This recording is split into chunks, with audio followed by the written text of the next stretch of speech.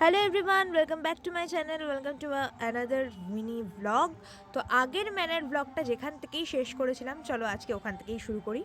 তো এই যে এই বেলুনে টিপ করতে হয় না, এই গেমগুলো মেলাতেও থাকে, তারপর দীঘাতে গিয়েও আমি দেখেছি, বাট কখনো নিজে খেলিনি। বিশ্বাস করো, এখনও অবধি আমি খেলিনি। For the very first time আজকে মামাদের সাথে গিয়ে আমি এই গেমটা খেলেছিলাম। আমার একটাই গুলি ছিল আর সেটা আমি টিপ করতে পেরেছিলাম।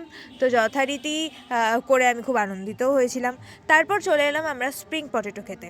আচ্ছা, তার আগেই বলে দিই, আমি মেলায় কী কী খেয়েছি তার জন্য একটা সেপারেট ব্লগ আসবে। এখানে খেয়ে নিলাম দুধ চা, এরপর চলে গেলাম মরণকূপ দেখতে। আসলে আমরা কেউই রাজি ছিলাম না, কিন্তু মামা টিকিট কেটে এনে বলছে যে না, যেতেই হবে, চলো দেখি। আর মামার সাথে যতবার আমি মেলায় গেছি মরণকূপ দেখবো মাস্ট, আর কিছু দেখি না দেখি। তো এই দেখো, এখানে গেম স্টার্ট হবে, আমরা সবাই, আমি আর ভাই তো সবার সামনে দাঁড়িয়েছিলাম। তোমরা একটু নিজেরা অডিওটা উপভোগ করো এটার।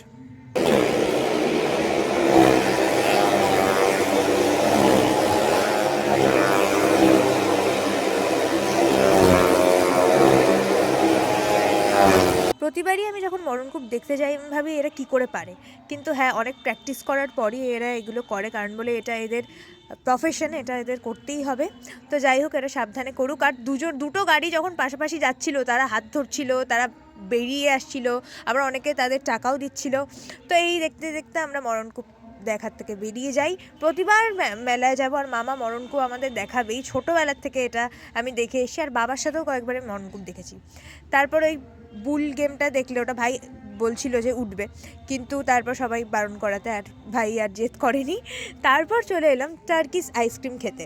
হ্যাঁ, এই আইসক্রিমগুলো নর্মাল আইসক্রিম দিল, কিন্তু স্ট্রবেরি ফ্লেভারের 100 রুপিস নিল। অ্যাকচুয়ালি এদের অ্যাক্টিভিটিগুলোর জন্যই এখানে আসা আর কি। এই ধরতে পারবে না, নাকে লাগিয়ে দেবে, এই সব যেই মজাগুলো এরা করে। হ্যাঁ, আমার ভাই যেহেতু সবচেয়ে ছোটো ছিল, ভাই তাই জন্য দাঁড়িয়েছিল, কারণ বলে কোনো আলাদা কোনো আইসক্রিম নেই, জাস্ট স্ট্রবেরি ফ্লেভারের আইসক্রিম দিল। আর এইটা দিচ্ছে দেখছো, এটা টুটি ফুটি দিয়েছিল, তারপর আবার স্ট্রবেরি ফ্লেভার দিয়েই দিল। 100 রুপিস নিল। পরে খুব গায়ে লাগছিলো, আমি ভেবেছিলাম বোধহয় টার্কিশ আইসক্রিম অন্যরকম টেস্ট হয়, বাট অ্যাকচুয়ালি না, এদের এই অ্যাক্টিভিটিসের জন্য এরা চার্জ নেয়। আর এই কাকুটার তেমন কোনো কাস্টমারও ছিল না, তাই জন্য মামা তার কাছে গেছিলো। আর এইবার দেখো, পিঠে পিঠে কিনে নিয়ে আমরা চলে এলাম এইবারের মতো বাণীপুর মেলা আমাদের এতটাই। আমি যেই আংটিটা কিনেছি সেটা দেখাচ্ছিলাম, আর পিছনে মামা এখানে অর্ডার দিচ্ছিল আমাদের ডিনার। এই করতে করতেই চলে এলো মেলার ব্লগ এইটুকু।